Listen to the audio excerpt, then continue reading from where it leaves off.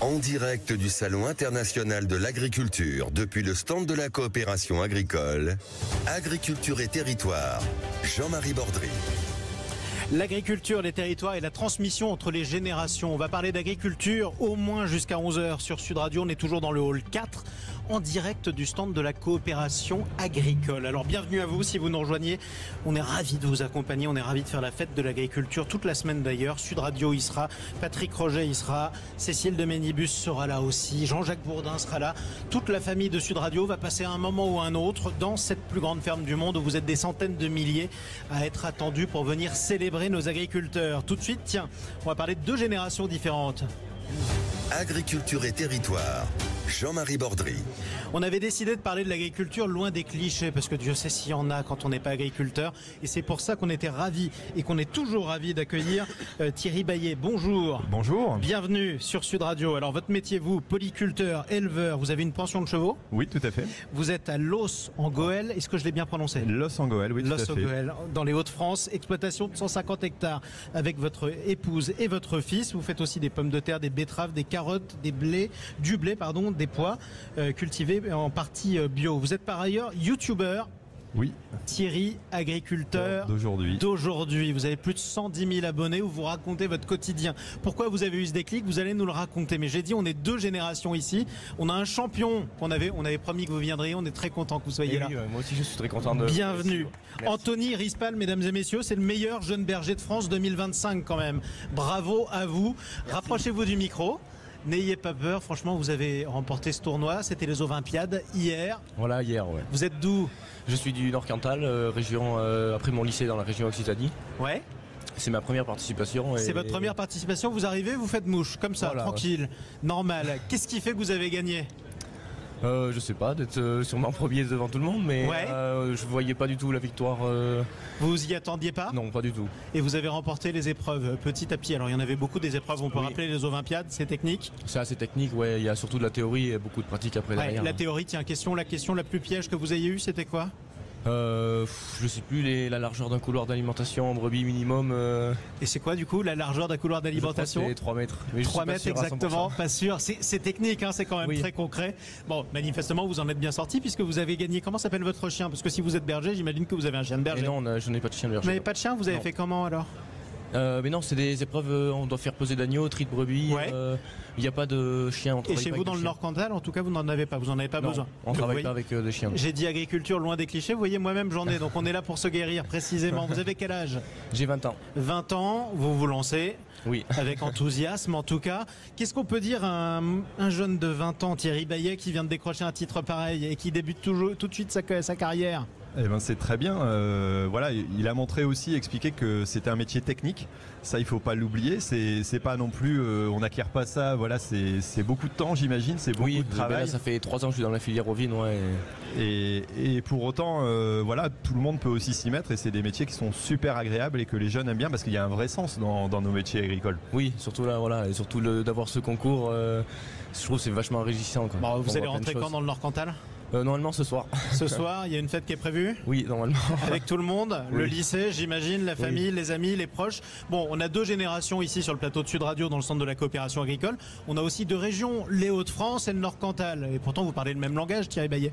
Oui, on parle le même langage, mais on a des agricultures qui sont complètement différentes. Ouais. À travers la France, on a la chance d'avoir des terroirs. C'est le seul pays au monde où on parle de terroir. Et voilà, de montrer qu'il y a beaucoup de choses à apprendre quand on va voir d'autres agriculteurs, parce que je connais pas du tout son métier. J'imagine qu'il connaît pas forcément le mien. C'est ça. Et parfois de se rencontrer, c'est génial aussi, quoi. Exactement. Et pourtant, vous avez la même passion, notamment pour la terre, celle qui fait vivre votre production, qui vous fait vivre donc. Moi, je suis content que vous soyez en plus avec notre invité qui est avec nous, Anthony Rispal, parce que dans votre parcours, j'ai un peu lu, je me suis documenté sur vous, il y a une anecdote moi qui m'a fait mal au cœur et vous racontiez votre fils Thierry, lui il était parfois l'objet de moquerie parce que son père était agriculteur, c'était un de vos déclics? Ouais, ça a été un déclic parce que retrouver son gamin qui a été harcelé à l'école parce qu'il était fils d'agriculteur, ça fait mal aux tripes, quoi. Et de se dire tiens, pourquoi on a cette réaction là? Bon, alors il y avait dire je vais réagir et puis aller casser la gueule des gamins, mais je pense pas que ce soit une solution.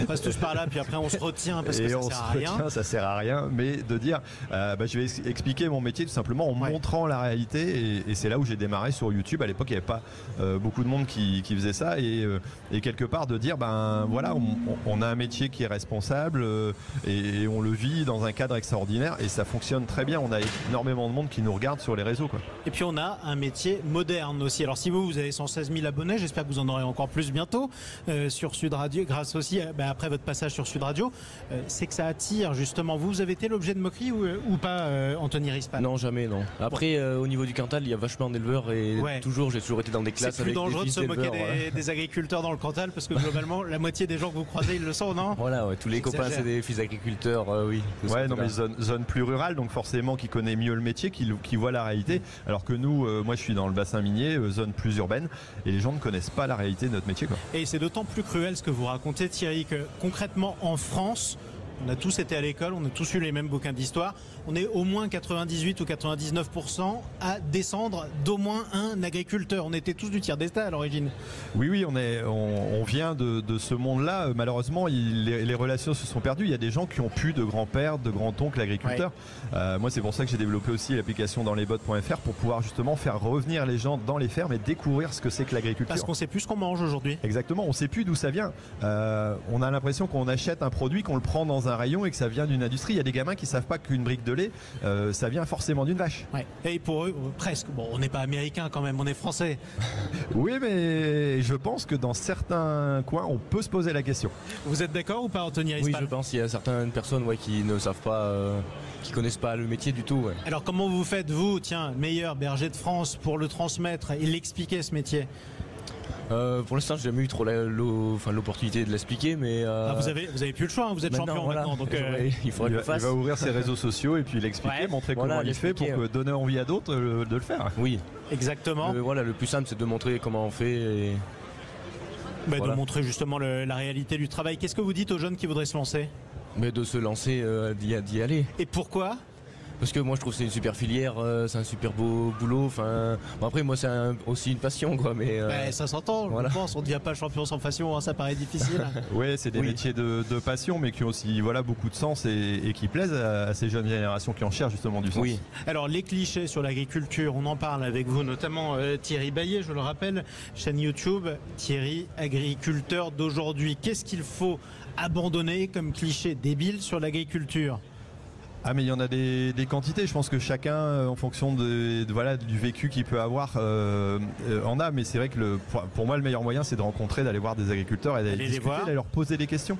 C'est tout simple. On en parlait là juste avant. Les questions du grand public sont souvent très simples. Pourquoi vous mettez de l'eau pour arroser? Pourquoi vous arrosez vos poireaux?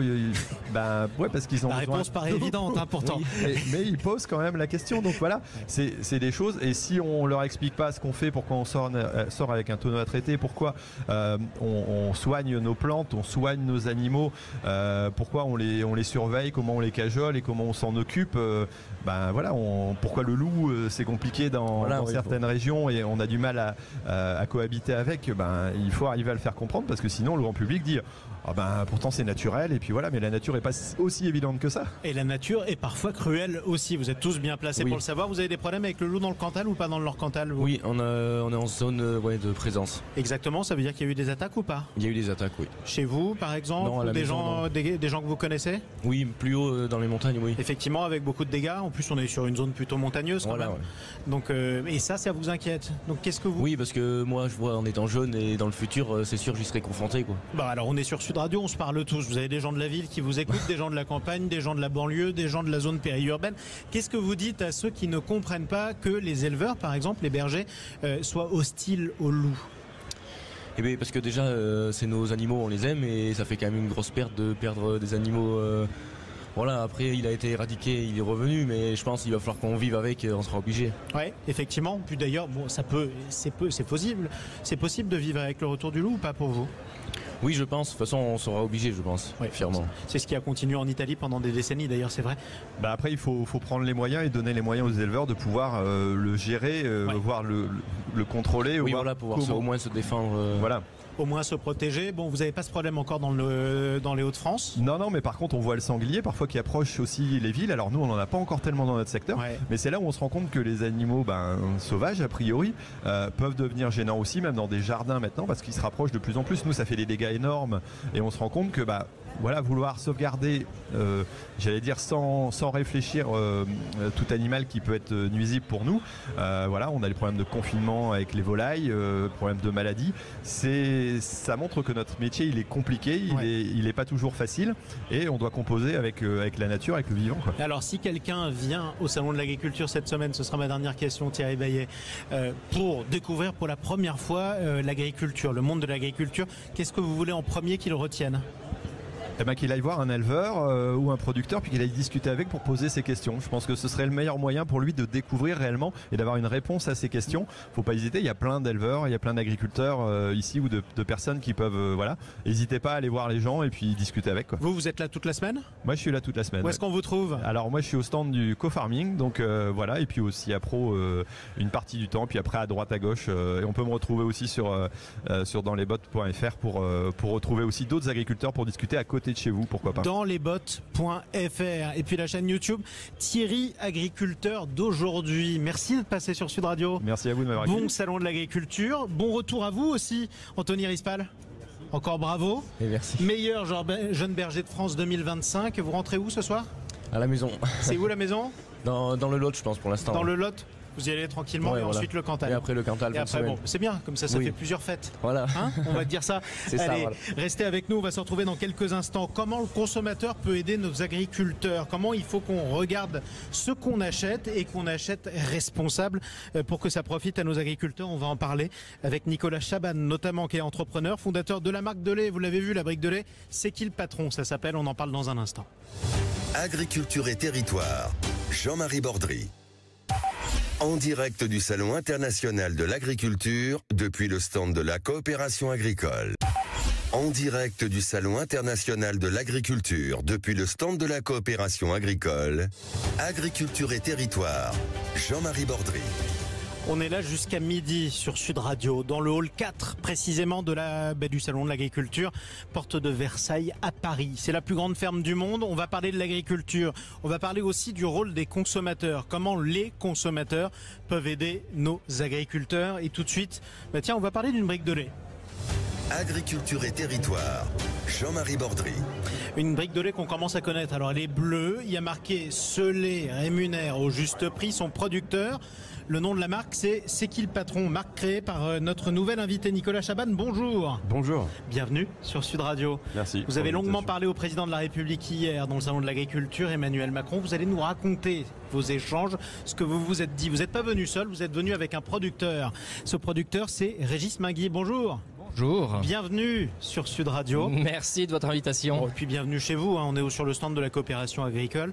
On est aussi dans le salon de l'agriculture. C'est plus vous qui nous accueillez que le contraire. Alors vous êtes producteur de C'est qui le patron, producteur de lait dans le Maine-et-Loire précisément. Et vous avez une histoire particulière. Comment vous êtes arrivé à cette marque C'est qui le patron ? C'est quoi votre histoire ? Eh bien, en fait, je suis producteur de lait depuis plus de 20 ans, à la suite de mon père, de mon grand-père. Je suis associé avec mon frère et un de mes cousins. Et en fait, on était producteur de lait pour Lactalis. Et puis, on a été viré de chez Lactalis en 2017, à la suite d'un reportage effectué par France Télévisions, dans laquelle j'expliquais un peu nos déboires en tant que producteur de lait en pleine crise et ce qui nous manquait pour vivre décemment. Ça n'a pas plu à cette grande société. Et vous vous êtes retrouvé sans rien. Exactement. Comment vous avez rencontré Nicolas Chaban ? Par les réseaux sociaux. C'est-à-dire, racontez-moi. En fait, je cherchais une nouvelle laiterie, enfin un nouveau collecteur de lait. J'avais que des réponses négatives. J'étais arrivé au bout de 2 mois de recherche infructueuse et donc là, ça devenait urgent de trouver une solution pour éviter d'envoyer les vaches à l'abattoir. Il me fallait trouver une solution.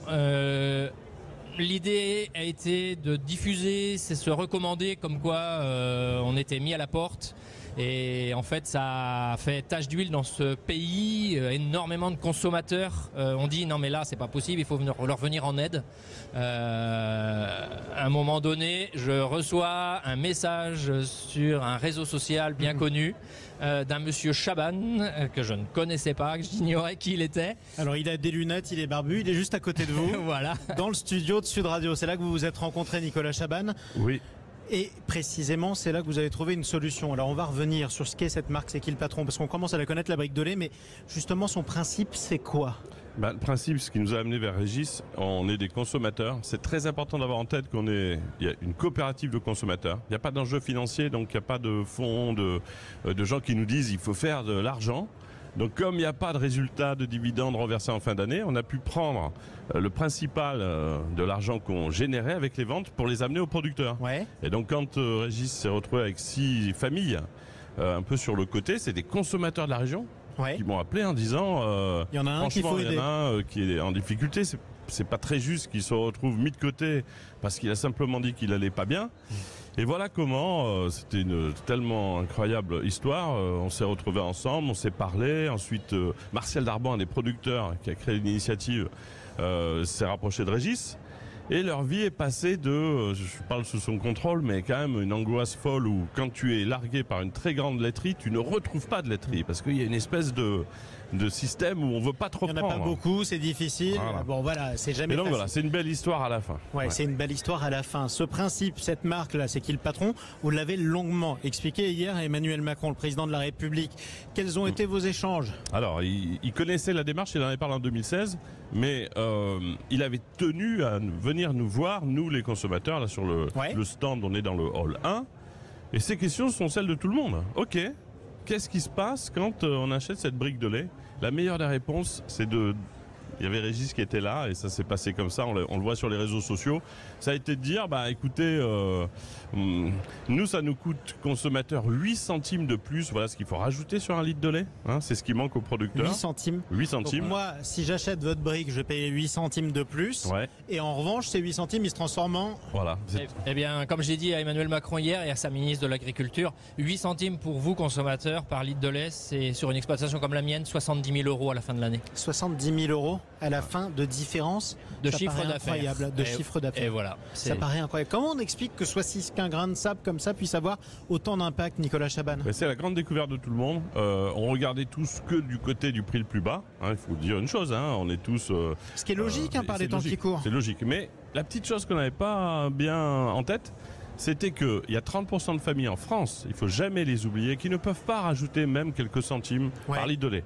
30%, c'est beaucoup, il faut trouver des solutions. À mon avis, le Stade de France rempli à ras-bord de gaspillage alimentaire, ça peut être de la nourriture qu'on pourrait ramener à bas prix vers toutes ces familles qui en ont besoin. Ça, c'est un autre chantier, mais c'est un véritable chantier. Hein. Mais les 70% qui peuvent rajouter les 4 euros par an, ceux-là ne pouvaient pas le faire. Donc, ce que ça a dénoué, c'est qu'à partir du moment où la brique est arrivée, ces 70% de Français, c'est beaucoup, ont pu venir apporter une aide, quelques centimes de plus, mais qui ont changé la vie des producteurs et qui leur permettent de nous nourrir tous les jours, ce qui est quand même la moindre des choses quand vous remplissez nos assiettes, vous les producteurs, c'est normal qu'on vous aide à faire votre métier. Et vous, ça a changé votre vie?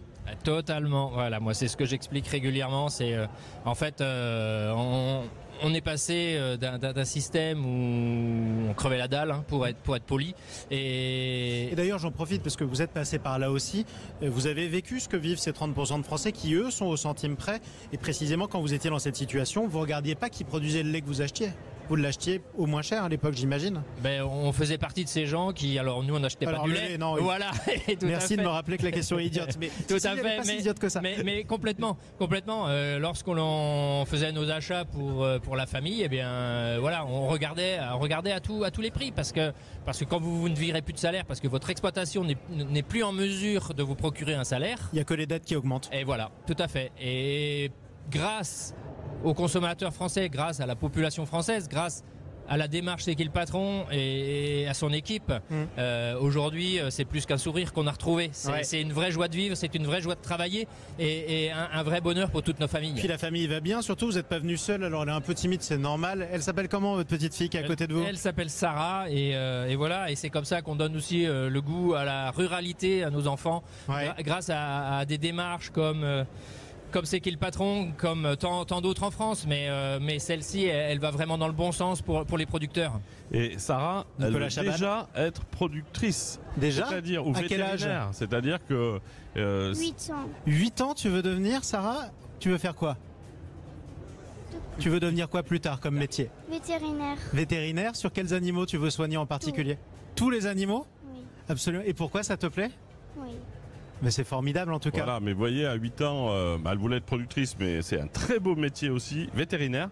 Et en fait, les jeunes générations, soyons clairs, quand tu vois tes parents, s'ils ne gagnent pas leur vie, ne pas partir en vacances, le lait c'est 2 traites par jour, je pense sous le contrôle de Régis, 6h30, 18h30, du lundi au dimanche. Le vendredi, il n'y a pas de week-end. Le samedi, c'est encore un jour de traite. Le dimanche aussi, et on redémarre. Quel fille va prendre le relais de ses parents quand ça a été si difficile? Il faut qu'il y ait un revenu. Cette nourriture à nos portes, rappelons-nous dans le contexte géopolitique compliqué, c'est un trésor. Il faut qu'on le protège parce que demain, si on veut nous nourrir tranquillement, il faut que ceux qui produisent cette nourriture le fassent dans de bonnes conditions. Mais sauvons ce trésor qui vient de nos terroirs, tout simplement. Merci Nicolas Chabanne. Merci pour votre invitation. Fondateur de la marque C'est qui le patron. Bonne chance, Sarah. Merci. Et tu viendras soigner nos animaux bientôt, hein, dès que tu seras vétérinaire en tout cas. À bientôt. Et merci à vous aussi, bravo. En tout cas, c'était une belle histoire, Régis Magui. Merci. Bon courage et puis bonne chance à toute votre famille. Allez, restez avec nous sur Sud Radio. Bonne Agriculture et territoire. On est entre 10h et 11h sur Sud Radio. Vous avez une habitude, en général, c'est qu'on parle gourmandise, terroir et cuisine un petit peu. Alors, on va parler de l'excellence des produits du terroir à la table. Dans un instant, on va parler notamment foie gras, mais pas que. Sud Radio. Sud Radio. Parlons vrai. Parlons vrai. Sud Radio. Parlons vrai. En direct du Salon international de l'agriculture depuis le stand de la coopération agricole. En direct du Salon international de l'agriculture depuis le stand de la coopération agricole. Agriculture et territoire. Jean-Marie Bordry.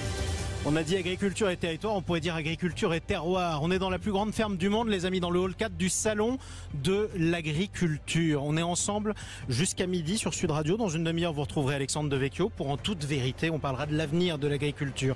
Mais là, on va aussi respecter une tradition chaque dimanche entre 10h et 11h. On parle gourmandise, on parle terroir précisément sur Sud Radio. On en parle avec d'habitude Vincent Ferniaud qu'on embrasse. Et bien là, on va en parler avec des producteurs.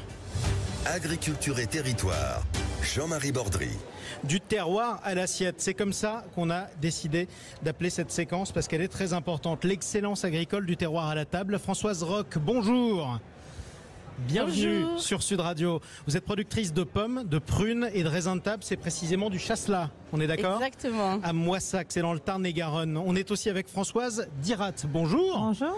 Et bienvenue sur Sud Radio, productrice de foie gras et membre de l'entreprise familiale Maison Micoulot à Beaumont de Lomagne, dans le Tarn-et-Garonne. C'est ça? Tout à fait, c'est ça. Et on est également avec David Aubray. Bonjour. Bonjour. Et bienvenue sur Sud Radio, producteur de camembert et de beurre à la fromagerie Réau à Lessé. On est dans la Normandie précisément. On a eu du beurre breton tout à l'heure. Fallait qu'on parle aussi un petit peu de beurre normand. Chacun son tour, oui. Chacun son tour, exactement. Il n'y a que le sel qui a disparu, c'est ça, entre les deux, j'imagine? On fait aussi un peu de beurre salé. Ça vous arrive quand même. On va commencer avec vous, justement. L'excellence du lait, de la crème précisément, du camembert et des fromages français. Oui. Bon, on pense quand même instinctivement à la Normandie en premier. Hein. Oui, tout à fait. Donc nous, notre premier métier, c'est de fabriquer du camembert de Normandie AOP au lait cru. Un camembert qui est moulé à la louche, une façon traditionnelle de mouler le caillé. Et donc on fabrique aussi 3 autres familles de produits laitiers, le beurre de baratte, le fromage blanc et la crème. Et ces 4 produits sont régulièrement primés au concours général agricole. Au concours général agricole, on rappelle ce que c'est que cette compétition parce que c'est important. Oui, alors c'est un concours qui se passe tous les ans au salon d'agriculture où il y a des tables où les produits sont anonymes et les juges doivent donner une ou quelques médailles, donc, mais vraiment seulement aux produits excellents. C'est toujours bien répété par nos encadrants. Et donc on peut avoir une médaille d'or ou de bronze ou d'argent à ce concours. Et l'excellence française, on pense aussi aux produits du canard. Vous n'allez pas me dire le contraire, Françoise Dirat? Tout à fait. Exactement. Vous êtes où précisément? Nous, on est à Beaumont-de-Lomagne. Beaumont-de-Lomagne. Dans le Tarn-et-Garonne. Dans le Tarn-et-Garonne. Vous produisez quoi précisément? Alors nous, on fait tout ce qui est foie gras, confit, cassoulet, plat cuisiné, terrine. Tout ce qu'on aime, exactement. Foie gras, confit, cassoulet, pâté, exactement. Tout à fait. Et c'est vous qui transformez ou c'est vous avez juste les canards? Non, nous on transforme. Voilà, donc ça se passe comment? Alors en fait on reçoit la marchandise locale. Qui vient de juste à côté? Tout à fait. Toujours? On travaille nos produits naturellement, il n'y a pas de colorant, pas de conservateur, sel, poivre et épices. Vous m'avez dit que vous faisiez du confit, que vous faisiez... vous êtes à côté dans le Tarn-et-Garonne? Oui. Le cassoulet de Montauban, c'est quoi la recette du cassoulet de Montauban? C'est quoi la différence avec Toulouse? C'est le cassoulet de Beaumont-de-Lomagne. Alors il y a encore quoi? C'est quoi la différence avec Toulouse? Non, avec Toulouse ou Castelnaudary? En fait, c'est notre recette particulière. Justement, une entreprise qui est créée en 1888 par l'arrière-grand-père. Ouais. Et donc nous on a continué, on est les petits-enfants de l'arrière-grand-père. Ouais, petits-enfants. Ouais, on est la 5e génération. Et bon, et voilà. Vous m'avez pas donné la recette. Qu'est-ce que vous avez de différent alors? Il y a quoi dans votre cassoulet? Non, il y a un jus cuisiné maison qu'on fait nous-mêmes, qui va mijoter toute la nuit. Ouais. Le matin, après on fait la saucisse de Toulouse, c'est la nôtre, c'est nous qui la faisons aussi. C'est ça. Et après on a le confit qu'on fait revenir à la graisse et qu'on fait après le cassoulet. Exactement, ce qui veut dire que bon, on a les canards, on a le porc, on a absolument on a tout sur place et on les fait haricots tout et c'est quand même formidable comme endroit. Absolument. On est également, là, on passe au dessert tout de suite avec Françoise Roch. Vous êtes aussi dans le Tarn-et-Garonne. Et oui. Le chasselas d'abord, rappelez ce que c'est que le chasselas. Alors le chasselas, c'est un raisin de table qui s'est installé il y a quasiment 200 ans dans le Tarn-et-Garonne. Sur les coteaux, c'est-à-dire ce qu'on appelle le Quercy. C'est des terres un peu compliquées, pentues, un peu pauvres, et le raisin de table va très très bien dans ce type de terroir. Ah bah c'est formidable, évidemment. Alors vous le mangez comment d'ailleurs, le raisin de table? Eh bien, on peut le mettre avec du foie gras, on peut faire une poêlée si on a envie, avec du foie gras ou du confit. Mais après on le grignote toute la journée. On le grignote toute la journée par gourmandise. Vous avez une corne d'abondance devant vous. Vous verrez les images, les amis, sur la chaîne YouTube de Sud Radio. Je le précise, dans quelques heures ou quelques jours ou plus tard, vous serez 1 million à nous suivre sur Sud Radio. Et là, vous pourrez regarder notamment Françoise Roch avec sa corne d'abondance. Donc on a un peu tout, mais on a notamment du raisin. Vous produisez aussi des pommes, des prunes, des raisins de table. Bon, ils sont déjà en fleurs ou pas chez vous? Ah non, pas du tout. Pas encore? Non, non, ça démarre à peine. À peine? Oui. Bon, il y a des Après, on a eu un très bel hiver parce qu'on a eu froid. Donc les arbres se sont bien reposés et on croise les doigts que ça se passe bien au printemps. On croise toujours les bras les bras. Pardon. Pourquoi je dis les bras? On croise toujours les doigts évidemment pour que ça se passe bien. C'est pareil. Vous êtes aussi sujet à la saisonnalité ou pas quand vous produisez, quand vous êtes plutôt dans la production du lait? Un peu moins parce que nous en Normandie, il n'y a pas beaucoup de neige.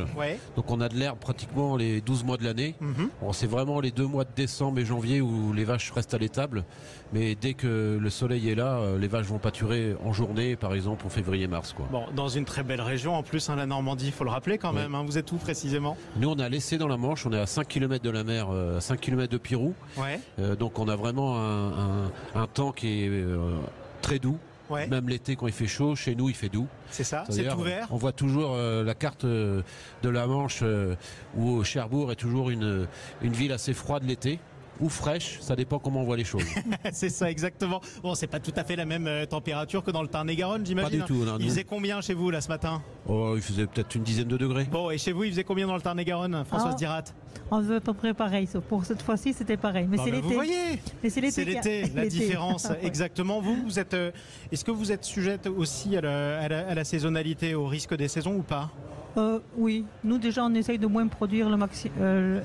L'été on fait pas trop de production, c'est là où on fait l'arrêt de l'atelier, où on fait l'entretien, parce que la marchandise peut souffrir avec la chaleur. Oui, c'est sûr. Ça paraît évident. Puis en plus, quand il fait chaud, on mange moins de cassoulet quand même. C'est un peu plus lourd. C'est normal quand même. Qu'est-ce que vous nous conseilleriez, comme repas de fête, vous en ce moment, comme repas de fête de l'agriculture? Comme repas de fête, du foie gras c'est obligatoire. Où je mets le beurre là. À mon avis, en France, on arrivera à camembert pour le. Voilà, pour le fromage. Voilà, une petite poêlée de pommes, de raisins pour aller avec le foie gras. Et s'il y avait un producteur, on fait un tourneau de Rossini. Un tourne-dos Rossini. Alors ça, c'est quand même une recette. Il n'y a pas plus français que cette recette. Hein.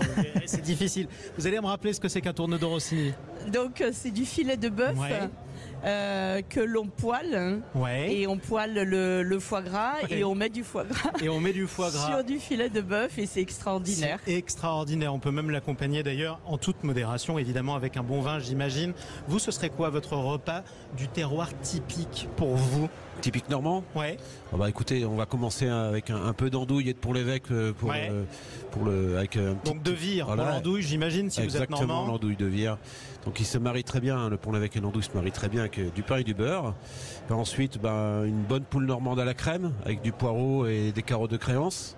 Voilà, donc avec une crème bien normande, bien épaisse. Un beau plateau de fromage avec du camembert, du Livaro et du Neuchâtel.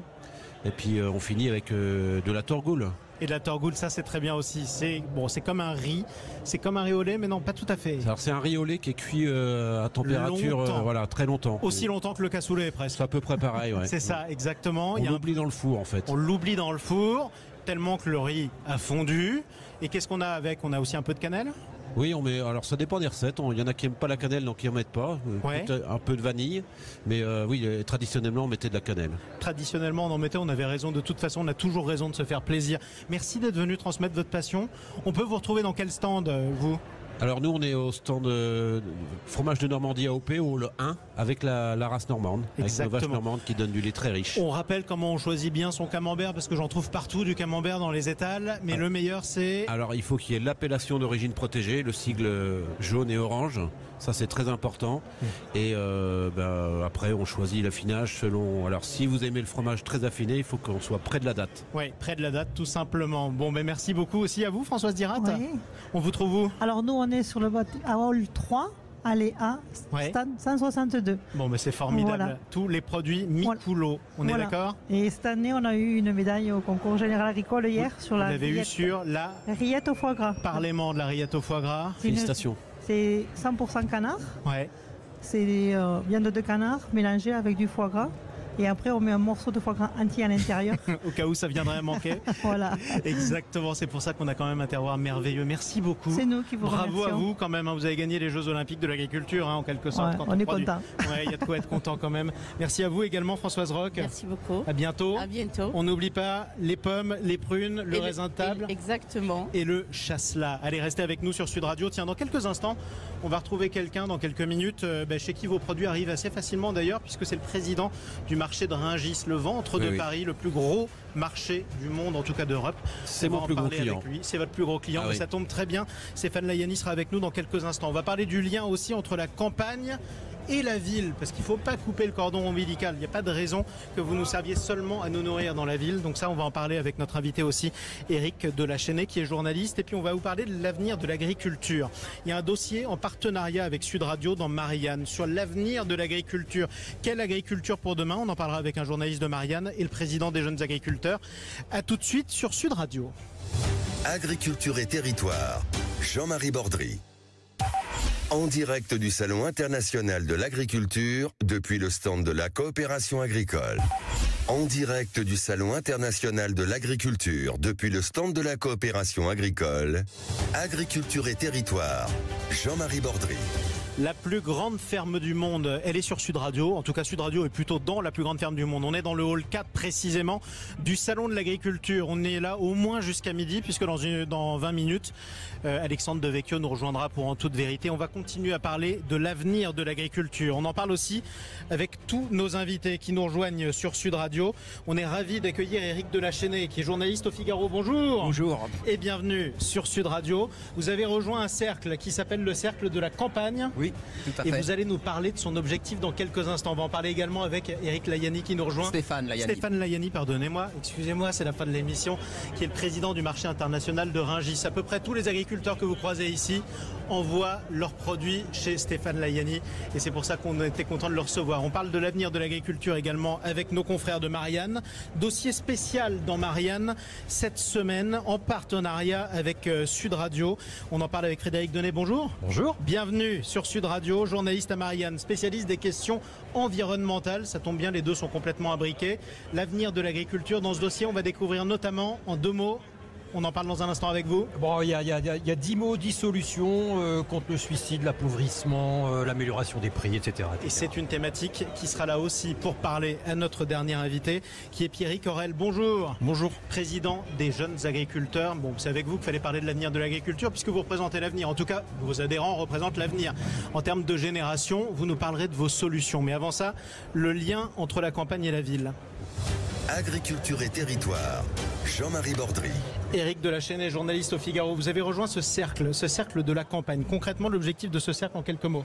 En quelques mots, c'est rapprocher les urbains des ruraux, des agriculteurs. C'est-à-dire qu'en fait, on se rend compte que les urbains ne connaissent pas du tout bien les agriculteurs, ce que c'est que les contraintes du métier d'agriculteur, c'est-à-dire se lever le matin, à l'heure où on parle, il y en a déjà, ils ont fait la moitié de leur journée de boulot, donc pour traire les vaches, et puis aussi le soir, rebelote, même le dimanche, il faut traire les vaches, et il n'y a pas de vacances, quoi. Il n'y a pas de week-end, il n'y a pas de RTT, il n'y a pas de congés payés, enfin il n'y a pas tout ce qu'on connaît à la ville. Voilà, et par exemple, l'éleveur d'Oupette, dont j'ai fait le portrait dans le Figaro ce samedi, il a pris qu'une semaine de vacances. Il me dit, je suis parti à l'étranger. Alors, je m'imaginais très très loin. Non, il est parti au Baléares, il a pris que 5 jours. Donc, il faut un peu ramener l'église au centre du village et dire que ceux qui nous nourrissent, ils ont des contraintes, des exigences, et que c'est pas les bobos des villes qui vont imposer leur boulot. Non, mais c'est vrai. Moi, j'invite tous ceux des villes à venir dans la campagne et puis commencer un peu à apprendre à bêcher ce que c'est que de pouvoir produire des tomates, de pouvoir produire des pommes de terre, et peut-être qu'après ils auront un autre regard du travail d'agriculteur. Et notamment savoir ce qu'on mange, c'est important. Oui, c'est aujourd'hui, très important. Vous avez des gens, autant à la campagne qu'à la ville d'ailleurs, qui n'ont plus une idée de la manière dont a été produite leur alimentation. Oui, on est dans une société complètement déconnectée,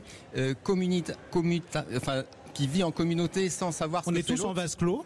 Tous en vase clos, et c'est aussi peut-être dû au mondialisme à outrance, où c'est toujours la recherche du prix le plus bas sans se soucier d'où vient notre nourriture. Et en fait, dans le cercle de réflexion ou think tank de nos campagnes, on veut, à travers la grande diversité de nos adhérents, il y a Stéphane Layani, qui est président de Rungis, qui va nous rejoindre.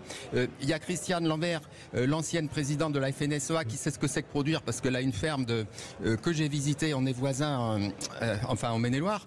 Donc il y a aussi quelqu'un qui est dans le tourisme. Enfin, tout ça, si on travaille dans le même sens, d'Atout France, si on travaille dans le même sens, si on arrive à irriguer nos territoires ruraux, ça sera bénéfique pour le pays et ça nous donnera vraiment une bouffée d'oxygène dont on a vraiment, vraiment besoin. Merci Éric Delachesnay d'être venu en parler sur Sud Radio. C'est votre passion depuis toujours. Oui, depuis toujours. L'agriculture, c'est vous qui tenez les pages, notamment sur l'agriculture, dans le journal. Et la ruralité, c'est très important. Et la ruralité, exactement. Et puis, on a fait un livre avec Timothée Dufour qui s'appelle La défense est dans le pré. C'est tout à fait important parce que nos agriculteurs sont désarmés au niveau juridique face à ceux qui les attaquent, face à des associations de défense de l'environnement, et Timothée Dufour les aide. Moi, je l'ai vu à l'œuvre, je l'ai vu à la barre au tribunal de Troyes, et il les défend très bien. Exactement, il sera l'invité d'ailleurs de Sud Radio cette semaine en direct du Salon de l'Agriculture dans La Vérité en face chez Patrick Roger. Merci à vous Éric Delachesnay.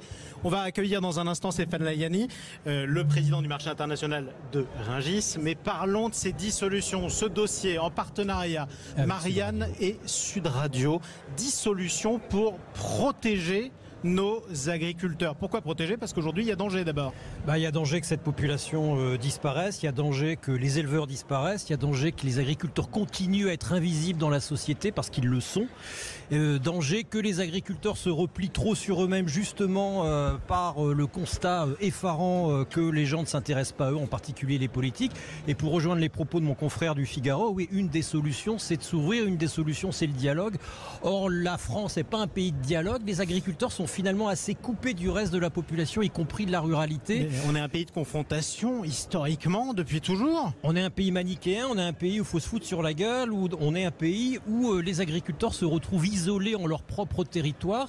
On est un pays où la société demande aux agriculteurs de tout faire, mais où en même temps les agriculteurs supportent pas, ou pas trop souvent, ou pas souvent d'avoir un autre regard des autres usagers des paysages. Et pourtant il y a des organes qui permettent de faire la médiation associations, il y a les parcs régionaux, il y a les centres permanents d'initiative pour l'environnement, il y a les collectivités qui, via les plans d'alimentation territoriale, permettent aux agriculteurs d'être à nouveau visibles.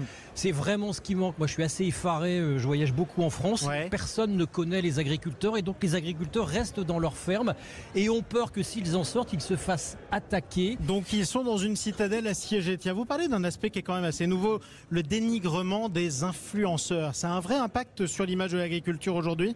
Moi, il me semble que plutôt que de parler d'agribashing, comment dirais-je, le mot agribashing n'est plus utilisé depuis 2 ans et c'est en grande partie lié aux youtubeurs, aux fermiers youtubeurs qui, je pense, ont largement redoré l'image des agriculteurs et surtout ont répondu aux outrances de certains parmi les écolos, non pas par de l'outrance syndicale, mais par des faits, avec ma GoPro, je vais vous montrer ce que je fais chaque matin et je pense que ça a été nettement plus efficace que certains discours syndicaux. Et en tout cas, ces youtubeurs sont très suivis. Il y en a une centaine aujourd'hui. Oui, exactement. On en avait un il y a 3/4 d'heure à peu près. Thierry, agriculteur d'aujourd'hui. Vous le trouvez sur YouTube. Il a 116 000 abonnés.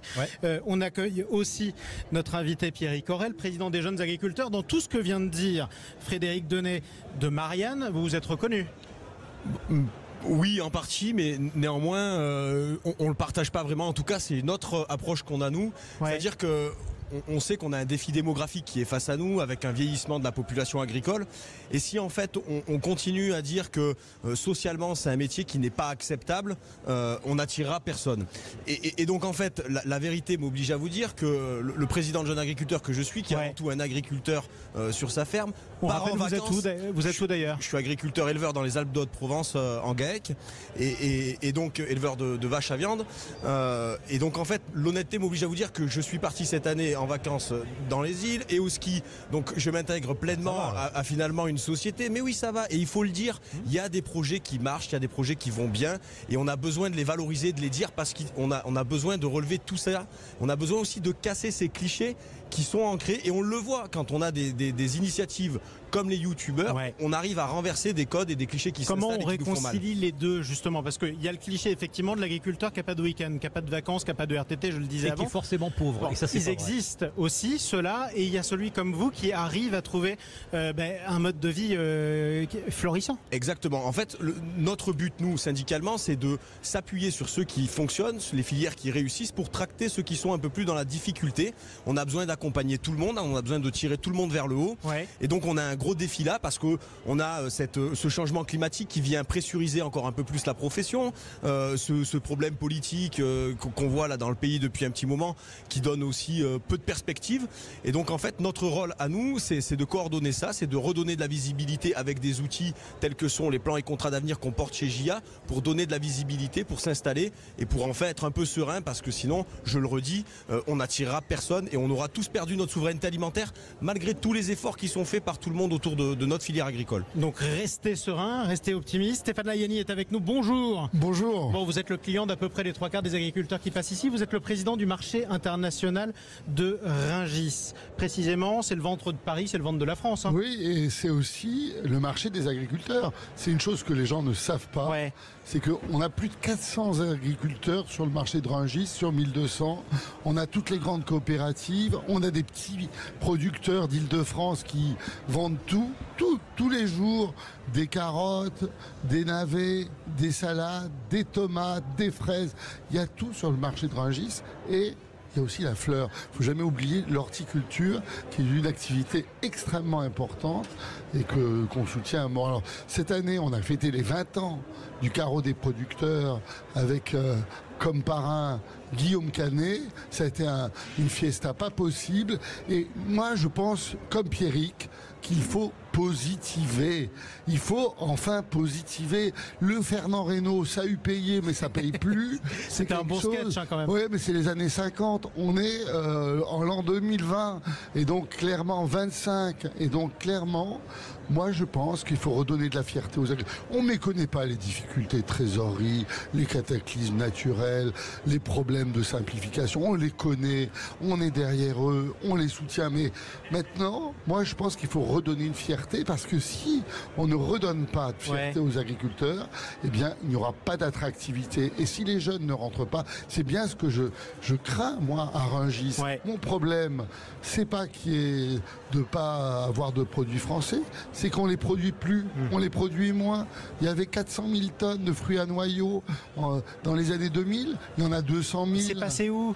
Parce que il faut des jeunes, il faut de la démographie agricole, il faut des gens qui les produisent, et puis il faut pas trop de contraintes environnementales. Bien sûr, on veut des produits de qualité. J'étais le premier à faire la plus grande halle bio d'Europe. Alors donc, clairement, on y croit et on va se lancer un label marché durable. On y croit, mais en même temps, il faut quand même être raisonnable. C'est-à-dire qu'il y a un rapport coût-bénéfice. Si on écrase une mouche avec un marteau, évidemment, les gens ils vont continuer à manger des cerises. Il n'y a pas de problème. Bon, il faut continuer à se battre. Frédéric Donnet, vous étiez d'accord, journaliste à Marianne, et rester positif malgré tout. Oui, puis arrêter, alors pas tomber dans les clichés, c'est l'écologie qui est la cause de tout. Si les agriculteurs ont du mal à vendre leurs produits, c'est pas à cause de l'écologie, c'est parce que la grande distribution leur achète sous le prix de production. Deuxièmement, oui, rester positif et arrêter de s'enfermer dans un schéma victimaire. Les agriculteurs sont des malheureux, sont forcément des pauvres, ils s'en sortent pas. Non, il y en a qui s'en sortent. Et oui, c'est ce modèle-là, c'est ces gens-là qu'il faut mettre en avant et pas ceux qui, soi-disant, souvenez-vous de l'ancienne de la MSA en 2017, les agriculteurs sont pour un tiers d'entre eux à gagner 450 €. C'est faux et archi faux. Les agriculteurs gagnent bien plus leur vie que ce que l'on dit. Et c'est ça qu'il faut montrer. Et c'est ce qu'on peut aussi découvrir dans les pages de Marianne. Dans vos kiosques cette semaine. Merci. Dossier spécial en partenariat avec Sud Radio. On termine par un mot d'avenir du président des jeunes agriculteurs. Écoutez, tout simplement, moi j'invite tout le monde à rejoindre notre métier, venir découvrir pendant le salon de l'agriculture ce que c'est que l'agriculture. Nos fermes sont ouvertes et on a besoin de capter tout ça. Et voilà, on est en capacité d'avoir des belles filières qui sont soutenues. Maintenant, tout ça, c'est des projets économiques aussi parce qu'on est dans du marché qui est mondialisé. Vous êtes chef d'entreprise. On est des chefs d'entreprise, on a besoin d'être formés et tout ça se passe plutôt bien. Et voilà, on a juste besoin de sortir de ce marasme parce que, je le dis, quelqu'un qui est heureux dans sa vie, dans son travail, il est forcément productif et c'est pas un gros mot d'être productif en France quand on est agriculteur. Laissez-nous produire, ce sera le mot de la fin. Merci beaucoup Pierrick Orel, président des jeunes agriculteurs. Merci Frédéric Donnet, journaliste à Marianne. Je le rappelle toujours dans vos kiosques, dossier en partenariat avec Sud Radio. Merci Stéphane Layani. Passez à Rungis aussi un jour, allez visiter quand même. On aime les bons produits, surtout en France. Merci à tous. Allez, restez avec nous, on va se retrouver dans un instant. Juste après, on va retrouver Alexandre Devecchio, qui va me rejoindre en studio. Alexandre Devecchio, ici, en toute vérité, vous le savez, vous l'avez toujours en direct de 11h à midi. Alexandre Devecchio en studio et demandé en studio maintenant. Alexandre, bonjour. On vous retrouve en partenariat, on vous retrouve en direct sur Sud Radio, en toute vérité, de 11h à midi. On va parler d'agriculture. Oui, tout à fait. On aura comme invité la députée européenne et agricultrice Céline Ima. On sera également rejoint par Jérôme Bell, figure de la contestation paysanne, et par Bartholomé Lenoir, député UDR de la Creuse. On parlera effectivement du monde rural, voir si les malheurs de l'Europe, les malheurs du monde rural et agricole sont causés par l'Europe. Est-ce qu'il y a réconciliation possible avec les écolos? On parle de tout ça en toute vérité tout de suite là entre 11h et midi. À midi. Et puis n'oubliez pas, il y a un autre rendez-vous. On est sur Sud Radio les amis, à 16h, coup d'envoi. Italie-France, allez les Bleus. Évidemment, c'est le tournoi destination sur Sud Radio, la radio du rugby. Sud Radio. Sud Radio. Parlons vrai. Parlons vrai. Sud Radio. Parlons vrai. En direct du Salon international de l'agriculture depuis le stand de la coopération agricole.